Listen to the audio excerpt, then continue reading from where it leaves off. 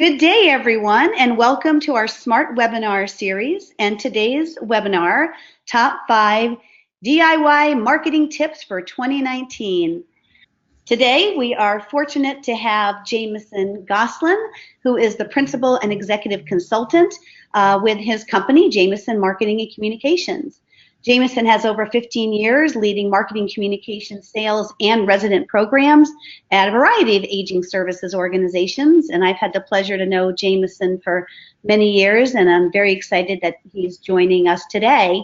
I'll also be chiming in from time to time, and I'm Debbie Howard, founder of Senior Living Smart. And like Jameson, a long career on the operator side of senior living, working in executive positions within sales and marketing. So welcome, Jameson. Thank you, Deb. I appreciate that very warm introduction. And, it's been great knowing you for so many years. And, obviously, I think this topic that we're going to be discussing today really is something that we've been talking about for so many years, about how we can make the best marketing planning machine for senior living. And, as we know, every community has a very unique perspective where they are in the market, who they're serving, what the demographic is, what the socioeconomic conditions are, et cetera, et cetera. And, so getting a marketing plan pulled together can be easy, but sometimes we also make it more complex than it needs to be. So what we're going to talk about today is really not how you do the marketing plan 101, but it's really some key tips to be thinking about as you, as a professional sales and marketing person working in a $3, $4, $5, $6 million business, can use these tips to start thinking about your marketing plan for 2019, especially Q1, because no one likes to come back on January 2nd and after all the excitement of trying to get move-ins in December being like, oh, what happened? Why don't I have my plan ready? So that's what we're going to help start spurring those thoughts and those outlines that you can start putting together now in the time that you have to be thinking about those things. So just a quick outline on what we are going to cover today. First of all, you want to do a SWOT analysis. The second thing is you want to be thinking about your goals. What are the objectives? Typically, it is a number-based objective that you need to hit. Usually, it's the number of budgeted move-ins, but even sometimes budgeted move-ins isn't necessarily your objective because that budget, as you know, is typically set months prior to when the number is actually needed. And so move-ins happen, move-outs happen. A lot of things happen in life and in the life of your community that can change what those objectives are. So it's obviously a marketing plan needs to be a living, breathing thing that you can reference and go back to and adjust from time to time. You want to make sure that you're selecting your targets right. So we're going to talk a little bit about targeting and creating your lanes and then placing targets into those lanes for people that you want to attract to your building as a new lead, continue to nurture, and also targeting those people who can be excellent referral sources for your communities. Next thing is looking at promotions. We are often trying to be creative and more creative around our promotions. And I remember in my career how many times I've talked with salespeople who would tell me, oh, we did that last year. Oh, we did that last year. Oh, we did that last year. Well, it's going to always be new for people in your marketplace because you're always trying to attract new leads into your system. So if you had a great event last year that went really well and had really good measurable results from it, then it's probably something you want to consider fine-tuning and reintroducing for this coming year. So really think about that because that's something that will make your life a lot easier when you're trying to execute events. And as you know, events are very time-consuming. Once you've picked your promotions, you now want to think about how do I want to distribute that message to the marketplace? And that's where budget and dollars really comes in. But there are some really low dollar opportunities out there that you can leverage to pursue a promotion. And lastly is measuring your results. Clearly we want at the very least measure, some real basic KPIs to see if these promotions are working, whether the media is working, et cetera, et cetera. But two key things that I always recommend people do when they start off on their marketing plans. One is get out of your office. You know as well as I do, you sit in that office, there are going to be people knocking on the door, coming in, somebody's lost their ring, somebody needs help getting through the door, somebody needs this or that or the other thing. Get out of your office. Go lock yourself into your model suite, go out to the local coffee shop down the road, just get out of there for an hour, and just so you can think strategically about what you want to do in, let's say, just Q1 to start. You just focus on how you want to generate leads, how you want to nurture those leads, and then how you want to interest people to refer to you. The second thing that I always recommend is start with paper. There are so many different templates out there for marketing plans on Excel and PowerPoint, et cetera, on your computer. Start with a piece of paper and a pen and a blank piece of paper that you can write things down, draw different ideas out and concepts out, because that's where your creativity is going to come from. You want to have a model, obviously, and those models typically come in the form of a marketing plan. But start with a piece of paper and write down your thoughts and what you think might be good for January, for February, and for March. And that way you have some ideas already when you have to go into the templated marketing plan to enter your information in. So with that, let's roll into the first tip number 1 in assessing your situation. So this is a very standard, marketing principle, right? Assessing your strengths, weaknesses, the opportunities, and threats in the marketplace. So your SWOT analysis.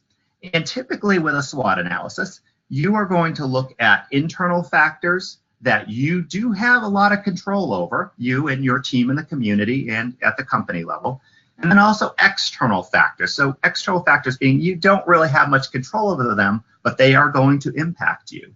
So for example, when you look at strengths and think about the strengths in your building and how these will impact how you go about your marketing and sales efforts in the coming year. You have great sales execution. Why? Because you have a high conversion rate. And so you are doing good things to move leads through a pipeline. You're probably executing your closing skills very well. You are probably executing good tour hooks to invite people into your community to take a tour of the community. So you know that that's there, and that's a positive thing. Your product is safe, clean, friendly, and fun. You have a good product. It might not be the newest product in town, but it's safe, clean, friendly, and fun. It's a place where people have a good time. When you walk into the building, and when people walk into the building, they comment on the good energy in the building.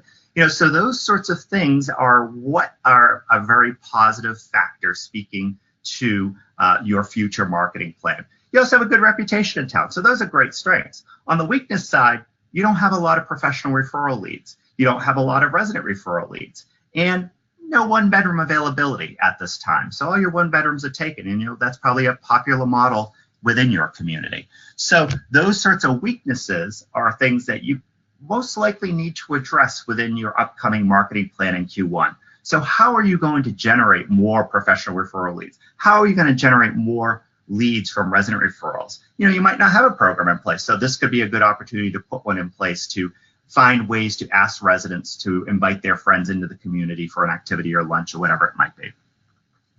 Opportunities. Hey, there's a new CVS opening 5 blocks away. How do we want to approach those folks at CVS? How do we want to make sure that they know we're here to help serve their customers as well? Home values have grown 10% year over year in your market.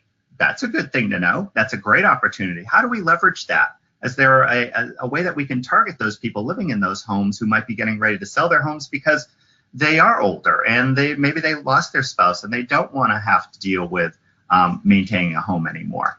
And the city is cutting budget at a local senior center. Is this an opportunity for your community to potentially step in with better programs, with a silver sneakers program, whatever it might be? Threats. Q1, we know some of the big threats already off the bat with Q1. Flu season. Our communities are affected by flu season. We certainly saw it last year. And so we want to be aware that in Q1, we might see a spike in move-outs or people moving out temporarily because of the flu or for other reasons, because of the seasonality that we see in seniors and aging. New community opening down the road. We're hearing that a lot more now because development and construction is up. So there's a new community opening up down the road. So you're balanced a little bit because you have a strength. You've been in the market a long time. So lastly, the other thing, a potential threat could be you're overwhelmed by lead inquiries in Q1. All these internet leads are just bogging you down. And you have to constantly follow up with them, whether it's the A Place for Mom leads, the caring.com leads, your own internet online leads. And they're not really looking to move in tomorrow or the next month. They're just wanting to get some information, but it's bogging you down. So how can you put a process in place to help look at that. So some of the things when you think about your situational analysis, like, oh, Jameson, those are great examples, but they might not be mine. So how can I think about different pieces for my marketing plan? Look at, typically what I like to do is encourage people to look at the 4 Ps, right? Their product, their pricing, the promotions, and the place in which they operate, their curb appeal, so to say.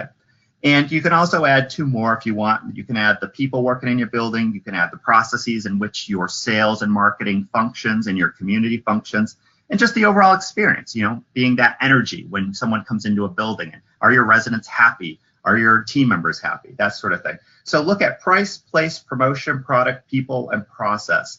And those things will help you think about what your strengths and your weaknesses are.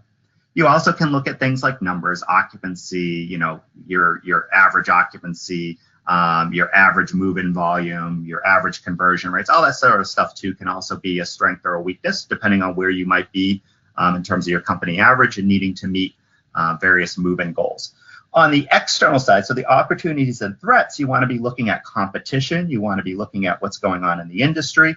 How heavily regulated are you guys? Did you just get a 5-star approval or rating from your state regulatory authority? Great, So you want to be looking at, the regulatory environment, the economy, for example, home values are definitely part of the economy. Unemployment and the unemployment rates are part of the economy. Looking at the economic factors in your market. Political being more of the public policy going on around, aging and, aging services. So city cutting a budget at a local senior center is definitely a political decision, a government decision, and that is obviously a potential opportunity. So looking at the external, the opportunities and the threats, you want to be looking at competition, industry issues, regulatory issues, the economy, political issues. And, lastly, you can also be looking at third parties and what other businesses in the area might be doing. For example, if your city was just announced that Amazon was going to open up HQ2, that's a big opportunity, especially on the adult influencer side. So there are always these sort of external factors that you want to be thinking about as you're thinking about your marketing plan, both in the near and in the far.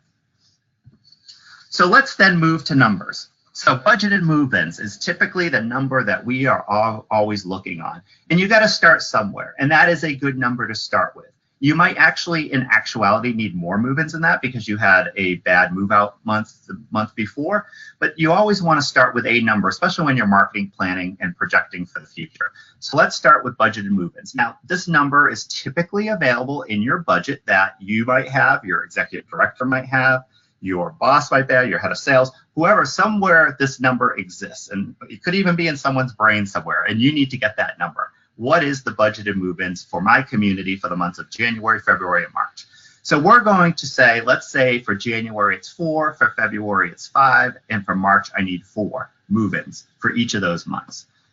I now need to better understand, well, to get that number of move-ins, how many leads do I need to produce to get to that budgeted move-in? So typically to get that number, you want to understand what your conversion rate is.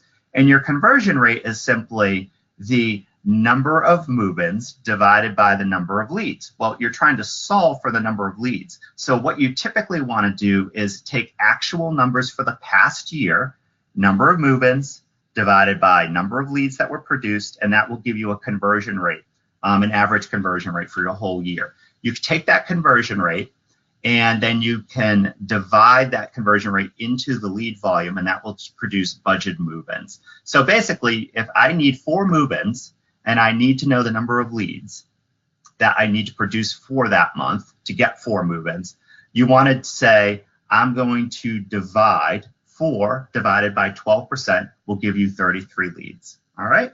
So that's essentially saying to you, I need 33 leads. Now, most likely you might need more than that unless you have a stellar December where you fill up your building and all that sort of good stuff. But 33 leads is a good starting point because there's timing, there's all these sorts of factors that come into play. But again, we have to start somewhere with our marketing plan. So this is a good rule of thumb when you're thinking about lead volume and things like that. So again, I think the key thing here to remember is, like your budgeted move-ins, these are just all starting points to help you plan. This isn't the actual thing. The actual thing is on the other side, which is the measurement and looking at measurement and doing those sorts of measurement calculations. So this is for projection for budgeting purposes and to address the budget and giving you a number of leads that you know that you're going to need to produce and how you're going to go about doing that. Okay. So then we get into targeting. So now that I know that I'm going to need, let's say, 33 leads for the month of January, who and how am I going to go about doing that? Well, because at the end of the day, that 33 leads needs to translate into 4 move-ins, I know I'm going to be doing the following things. I'm going to be lead generating, I'm going to be nurturing leads, and I'm going to be asking for referrals. Those are the 3 biggest things that I could be doing throughout the sales process at my community.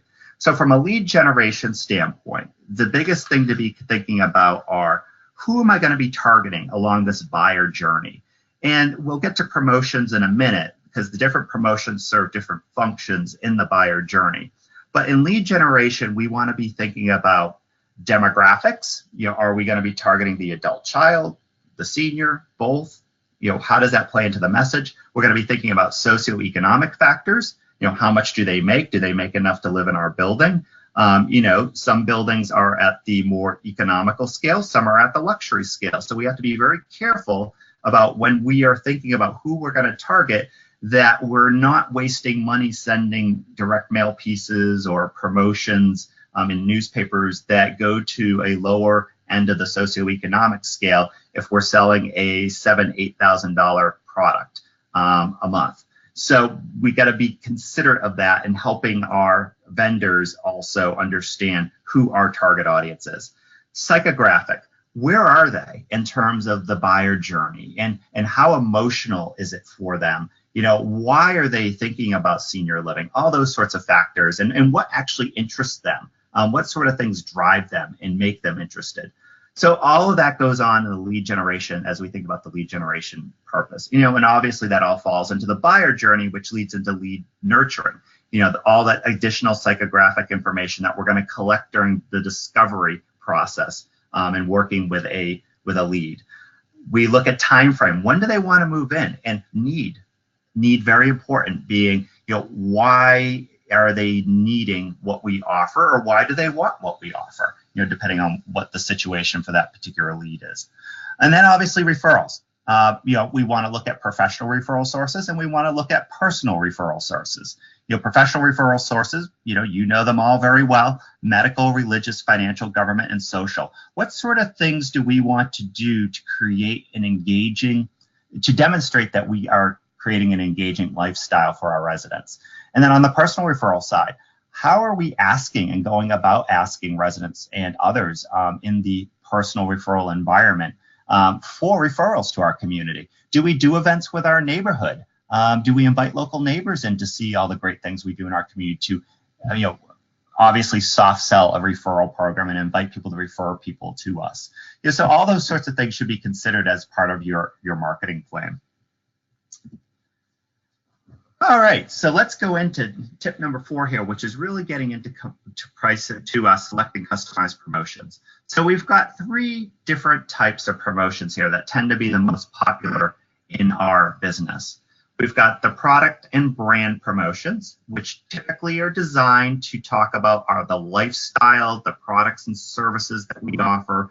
Really allows us to demonstrate our differentiators. What makes our community different than the community down the road, or the community that's about to be opening in 3 months, or whatever it might be. What makes us different? And I know that's sometimes a struggle to think through. Oh, it's just a little.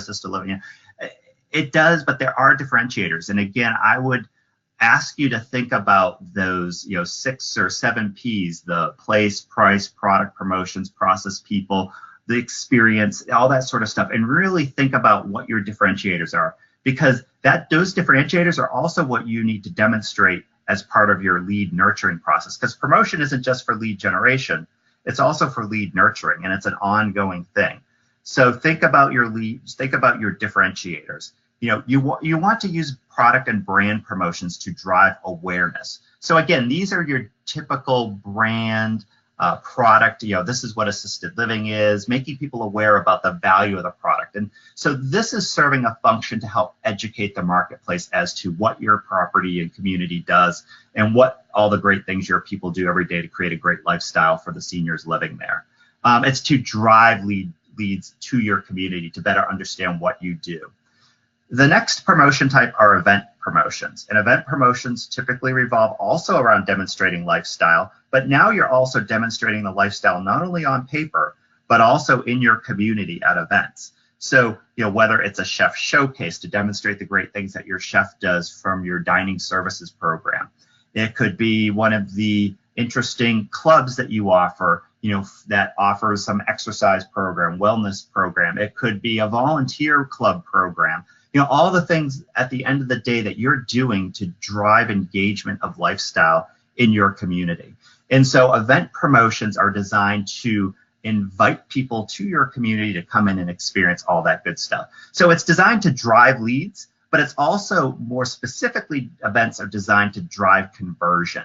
Again, people are now a little bit aware about what you offer. They think it might help be a solution for something they're dealing with within their family. Now we need to convince them to come on in, come see what the lifestyle we offer and experience it by themselves or with their loved one. The third promotion typically revolves around pricing. And these are the discounts, the savings, fall into savings is a popular one we always see. Spring into savings is another one we always see. Pricing is typically used as a promotion to drive sales. And you have to be very cautious about using price promotions in a mass announcement, sort of capacity or mass market sort of capacity. So doing a 5,000 piece direct mail program to generate leads that is all about price could actually confuse the marketplace more, because you have to remember, people that have no awareness about what you do really have no understanding about what the price is. So you have to be very careful about how you make pricing available and offering discounts and savings before people really understand what you offer in terms of a lifestyle to people. I particularly recommend saving pricing for the lead nurturing process, especially closer to the sale. Once you better understand, is there an economic need there that someone is actually looking for savings or somebody is looking for a discount? What is going to ultimately prompt somebody to move in? If there's a financial issue there, that's more of a conversation around savings and discounts. It's really using price promotions to personalize a program and a price for that person who's moving in your community. So I do not recommend using price promotions for the larger lead generation efforts. You can certainly talk about affordability. You can talk about, that we create great value, but to offer $5,000 off a community fee to somebody that has no idea what a community fee even is, you're wasting money.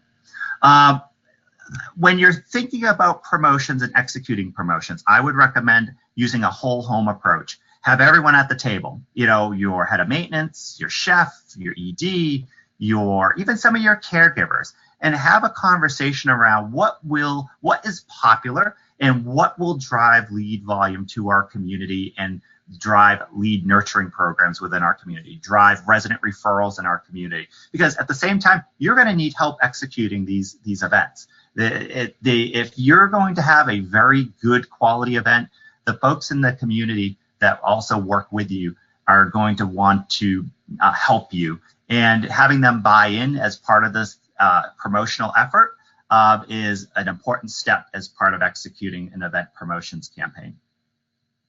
Personalized lead nurturing through an activity calendar is also important. So once you have leads, I do not recommend doing a lot of big events in 1 month. One, maybe two, or one big one and one smaller one a month is more than enough to accomplish typically what you need to accomplish with an event promotion. As long as you are announcing it, giving a couple weeks, 3 weeks to announce it to people, that is more than enough. Because what typically happens is if all of your time, the community's time is focused on generating events, if you're doing one big event every week, that is really going to take time away from your ability to do the other aspects of sales, that in terms of doing your pre-tour planning, your post-tour follow-ups, your pre-close planning, all that sort of stuff. that's so important to ensuring that the person sitting in front of you that's interested in living in your community is getting the most personalized attention possible. So that means doing one big event, one small event each month, but then leveraging what's on your activity calendar to personalize follow-up with leads in your database. So for example, if you do a Bible study in your community once a week on, let's say, Fridays or Saturdays, and you've discovered in the discovery that some of your leads are interested in Bible study, or they go to church and they want to be active in more religious conversation, then put a flyer together that promotes your Bible study and invite them in to participate in that Bible study. There's nothing wrong with that, and that's something that allows more robust conversation as part of the club. The residents might enjoy that additional voice at the table to have those sorts of conversations around the Bible and religion and things like that. So that's just one example. So obviously working with your activities director is an important thing there. And then manage your time wisely related to events. So we will talk about kind of event tips and all that sort of stuff towards the end about pulling off great events. And there's some great tools that I know Debbie has. But you've got to manage your time wisely with events, because they can suck the time out of you in many ways. And you want to be able to manage your time, again, to focus on what you do best every day, which is personalizing your sales efforts for the person sitting in front of you that's interested in moving into your community. Also, on customizing, a lot of questions I used to get was, well, how do we come up with these ideas? What do we think? Again, I think the whole home approach and talking with your teams is important. There are a number of operators today that use brand on demand systems, and these brand on demand systems are just full of content that you can go in and see. Okay, these are the things I need to be thinking about that I can do successfully within a brand on demand system to create a flyer, a postcard, a banner. But even before you get to the flyers and postcards and banners, it's just a great type of system to go into to see what sort of content, what sort of promotions, what sort of events I could pull off to attract new leads, nurture leads, encourage referrals to my community. And a lot of the brand on demand systems today will allow you to go in. They will allow you to customize the different postcards, the flyers, add your own logo, add your photo. So again, within 10 minutes, you can have a great looking photo and not have to go back and forth with a graphic designer. You can have all that information sent off to a printer. It's customized for you, but still very promotional in nature to invite people into your community for different events. So that's a really cool way to be able to think about what sort of events can I do. St. Patrick's Day is in March, Valentine's Day is in February. What sort of, could we do a supper club? Could we do a chef showcase? What sort of foods could we be thinking about? So all that sort of good stuff is a great thing. And there's services that typically companies, the larger companies, will have their own brand on demand system, which is very they're very expensive, very time consuming to put together. Or you could leverage ones like there's a system out there with the Studio. And the Studio is a system that allows a lot of operators to go in, customize the different pieces for themselves based on their brand standards, and then be able to work with printers and things like that to distribute those pieces to the appropriate audiences that they've selected. Which gets us into distribution, right? So distribution. About your promotional message or with your promotional message. So, again, there are a lot of systems out there that allow you to create your own system, your own flyers, your own postcards, your own banners, that sort of thing. The Studio is a great system to do that, and something you might want to look at. But in distribution of message, now you want to be thinking about, okay, I've got my promotion, I've got my message, I selected an event promotion, I selected a product promotion, whatever it might be, and I'm going to use a postcard to distribute that information. And now I need to understand, okay, if I'm going to distribute a postcard, I know that's direct mail. What does direct mail require of me? Direct mail requires a list, so you need to send it to people, so you need an address, and hopefully if you're doing lead generation, you're working with a good data warehouse or a printer or someone who can access a lot of that good information based on the direction you give them on socioeconomic factors, on demographic factors.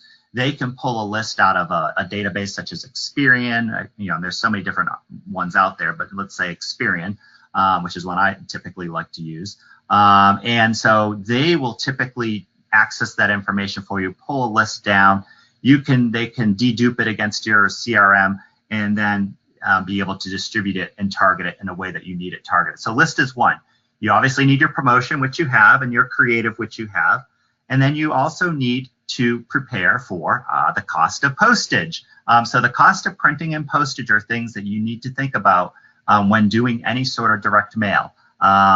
Printing has typically gone or stayed flat in price. Some years it's gone up because of the cost of paper, but the printing part of it is typically an affordable part. It's the mailing part with the USPS that has gotten more and more expensive. So you want to talk with your printer about great strategies for leveraging direct mail and how to use that effectively as part of your overall promotional mix, right? Your promotional mix being direct mail, newspaper, TV, radio advertising, billboards, online, paid search, SEO, website, all those sorts of things as part of your promotional mix. So again, you're going to ultimately be given a budget or be told this is your budget, or you might be able to divine a budget, whatever it might be.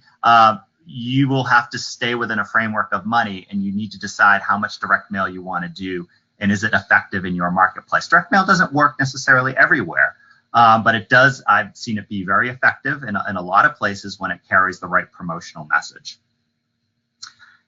A-frames is another thing. Let's say you have your message and brand, you're doing a postcard. Oh, well, I'd like to do some street signage. So you can also create an A-frame through these brand on demand systems where you have an A-frame, that is sent to you for signage that you place out in front. It could be a sandwich board, whatever it might be. Let's say street signage beyond just your monument sign. And it promotes your event, and it has an insert in there that promotes an event that you're doing. Let's say it's a Sunday brunch, after church hours, where people can come in and have like an open house brunch and get to see the lifestyle that you're offering. So that's another thing that you can do. Online banner ads, a great thing that a lot of these systems are now able to create. And these online banner ads can be leveraged on your social media pages. They can be leveraged on your web page or community web page. And it could be promoting the event for that month on your community web page as part of your overall company operations website. It could be used for display ads as part of a paid search program. So there's a lot of different ways that you can use these online banner ads as well. And it might simply just look like one of your postcards. So that makes it very easy for you as you're thinking about the different pieces of creative that you would need and reduce the amount of time that it would take to create it. All right, so now that we've distributed the information, we now want to look at measuring your success. So, for example, I'm going to take a postcard here. And typically when you think about measuring success, you always like to start at the highest part of the funnel possible. And so in this case, let's say you were doing a direct mail postcard, and this postcard was mailed to, let's say, 2,500 people. Now, out of that 2,500 people, how many inquiries did you get? And inquiries by phone and inquiries through your website.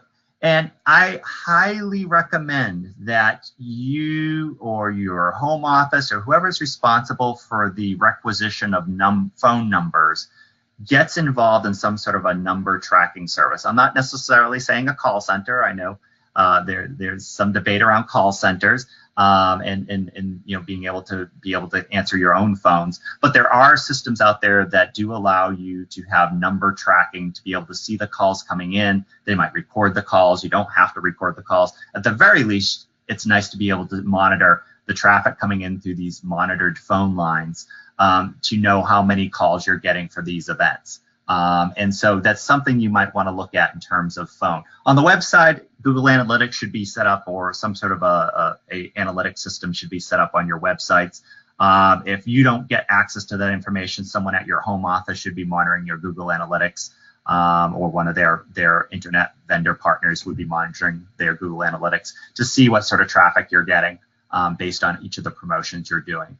And those inquiries ultimately become leads, which we hope will become tours, and we will work very hard to convert those tours into move-ins.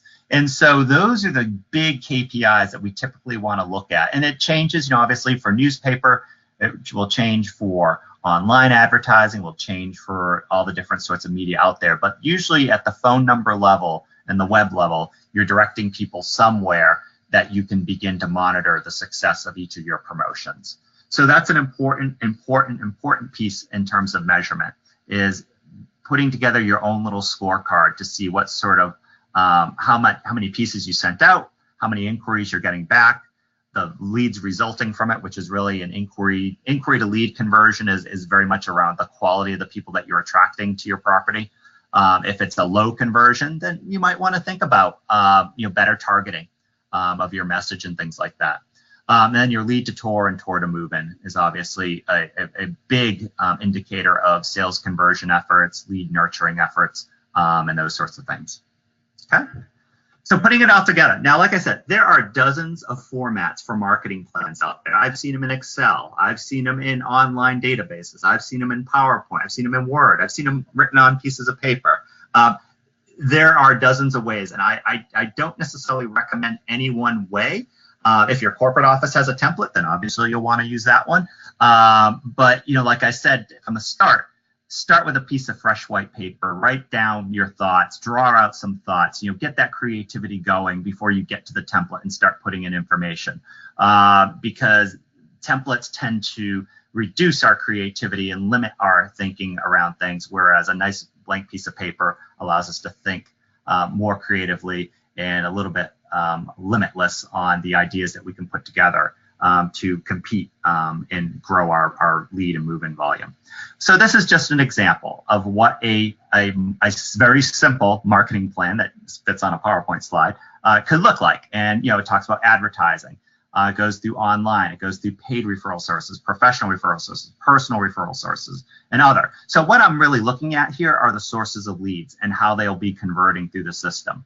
And, some marketing plans have number of tours and number of move-ins and all that sort of stuff that tie into each of these things. And that's certainly fine. But this is just to help provide a basic plan to help put a promotion plan together for each month. This month would obviously be January. You need to produce 4 move-ins, 33 leads at 12%. You're going to do a direct mail drop on January 2nd. You're going to have newspaper ads accompanying it that are going to run January 4th and 10th. So you'll want to work with your printer. You've got to work with your media buyers to get all that stuff set up. Promo, you've chosen an event. It's going to be a supper club. It's going to be generating new leads as well as dealing with existing leads. You're also going to run additional product promotion ads to, again, higher level of the funnel. So the newspaper ads running on January 16th and the 24th are going to deal with higher funnel, higher buyer journey people that aren't quite aware of what senior living does, but they definitely have some sort of a need right now in their life that senior living could help fill. Promotion, product. So you're going to talk about easing winter weather burdens, so especially in the northern states when the ice and snow starts to fall. These are some of the things that senior living helps make people's lives easier. No more shoveling, no more frozen pipes, all those sorts of good things. And then leads, obviously, so we want to focus on, generating new leads, but we also want to talk with current residents as well. So what are we doing from a current resident standpoint? We set our budget, $5,450. We go through online, same thing. A lot of online is typically controlled by the corporate office in one way or the other. But, on your website, on your community webpage, you should be able to put up a banner or something that promotes your events, or be able to put some copy on that page that promotes your events that you're doing for that month.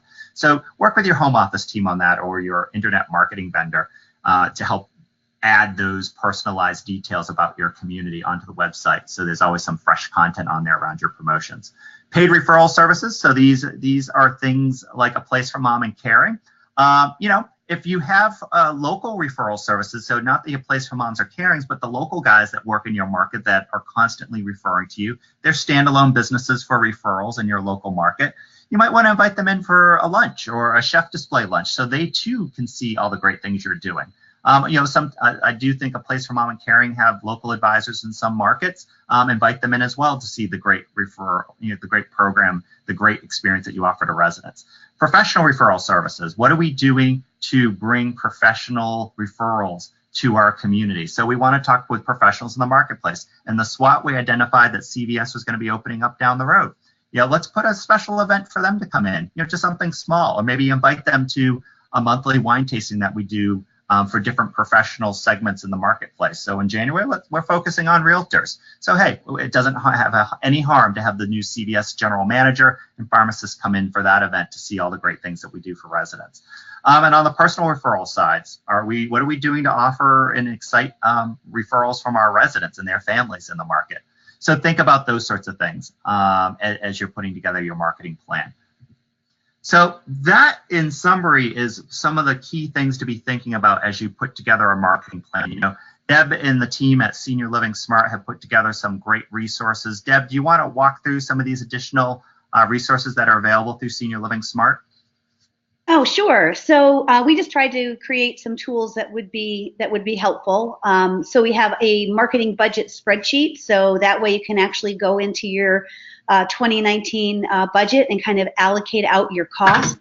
The quarterly marketing plan is just a way of walking through all of those channels that Jameson just reviewed and putting your budgets and also documenting your results, so you can kind of have this running ongoing marketing plan that you can look back on next year and figure out which were the ones that had the best ROI for you. We have a competitive analysis form. So we're always wanting to, keep an eye on our competitors and, how they're doing and, what's new in the marketplace. And so we created a form to kind of help you keep track of all of the competitors and their occupancy and their costs, because what the competition is doing should also be informative in our planning. And then we have an event planning template. So this really walks through all of the components of planning, kind of tracking costs, getting your team engaged, who's going to do what, kind of allocating roles and responsibilities, and then at the end, a place to document your results, and then keep that on hand to inform next year's strategy as well. So at the end of this presentation, we are recording this, and we will be sending you out a follow-up that will have the recording. It will have a copy of these slides, and it will also have the event planning template that is available it'll be an attachment, so you can just download it. And then all of the other ones are available to Senior Living Smart members. And so anybody who joins the studio has access to all of these and has the ability to brand it with your logo, which is really cool. So these are just some of the brand on demand solutions that we've created.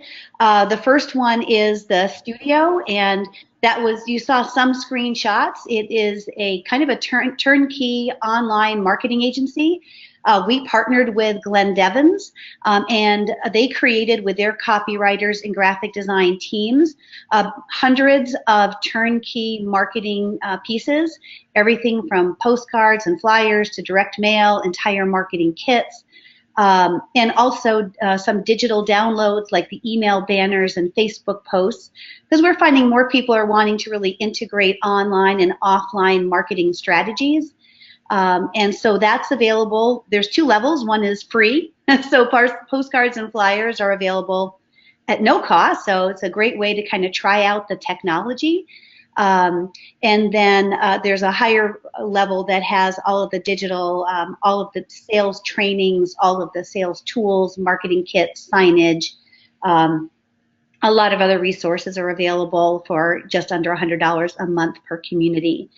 Then for people who say, well, I love the technology and centralizing all of my marketing assets, but I already have those that are already branded for us, we created a brand on demand portal called Smart Hub, where we simply take all of your existing content, whether that's your pocket folders and trifolds and sell sheets and business cards and stationaries and name badges and all of those things that are brand specific, and we template those and we program those so all of your users can go in and customize with their community information and brand standards. So that's a really low-cost brand on demand portal that's brand specific. Smart Store just gets a little bit more premium, a lot more features and functions, and then we do offer obviously other digital marketing solutions. So if you're thinking about, after Jameson's presentation, well, who do I go to get those tracking numbers on my phone? We have partners who do all of that. And then we also do a lot with marketing automation. So if you have any questions, put them in the questions pane now. We will take those questions. And Jameson has put up kind of our contact information so that you can always reach out. And I have a question here, Jameson, for you, which is, can you speak a little bit about when to use events off-site versus using events on-site, whether it's that a particular buyer type or it's a stage in the journey? Sure. So it's not only, Deb, I think what you're referring to is having an event in the community versus maybe securing the local Olive Garden meeting room or something like that, where you could have an event, or maybe a higher end. Again, depends on your product, right? And who you're serving and what your level of rent is, and care fees. Some operators would be best to be at the Olive Garden to attract the right audience versus being at the local nice, fancy, luxurious French restaurant. It depends, again, who your market is. So if you are looking at your buyer journey, typically there is a psychographic group of people who are a little shy, don't know that a lot of people have walked in the shoes that and have walked a path that they're about to walk down, thinking about their mom and their dad. And so there's a psychographic there that doesn't want to feel like they're going into this senior living community and going to get, basically pitched to on senior living directly by themselves without their peers around. And kind of like if you were to go in and buy a car, and a lot of people don't like going by cars because they feel like it's going to be this experience, which typically, even in today's day and age, it still is, where you go in and you're just assaulted by a salesperson who's constantly beating you up to buy their car. So they don't know that the sales buying process is very different in senior living. So typically what you want to do with that psychographic is offer some sort of a seminar or evening seminar where people can come in at an event outside the community, maybe at your local Olive Garden or something better than the Olive Garden. I like the Olive Garden personally, but you can go to the Olive Garden. You can work with companies. There's a company out there, I think, called Leading Response that helps facilitate all the mechanics around it. But again, you can have an event in a local restaurant, in a meeting space within the restaurant, that attracts the type of people who don't want to necessarily go alone to a senior living community, but would be very happy sitting with people who are very like-minded like them, thinking about the same things that they're thinking about with their mom and their dad, or their mom and the dad might be at the dinner too, and hear a very soft pitch around the lifestyle that they offer. But I've done a few of these events in my career, and what I've typically have found is there's less talking from the community and more talking from the people that actually attend the event. And I've seen 30, 40, 50 rooms full for like Olive Garden events. And a lot of people say, oh, they're just there for the free meal. I would say 80% of the people in my experience that attended those dinners were actually thinking about senior living for themselves or their loved one. And, I think it works a little bit better depending on how you angle it in the assisted living, independent living side, especially if the senior can attend as well, because they'll meet other seniors who are also thinking about, I'm a burden. Am I being a burden on my adult daughter or my adult son? And I've seen those conversations with the seniors. I've seen where the seniors go sit, separately from their adult children. And it wasn't forced. That's just, they rather sit with their with other seniors than with their adult children and get to talk to people. So again, the bottom line is outside events are good to do, especially if you need a lot of leads fast. But it specifically serves the psychographic of people who are a bit shy, don't know how the sales process works in a senior living community, think it might be a lot like going in to buy a car, and don't want to deal with that. And so it's a way for them to get with others that are like-minded, dealing with the same things like them in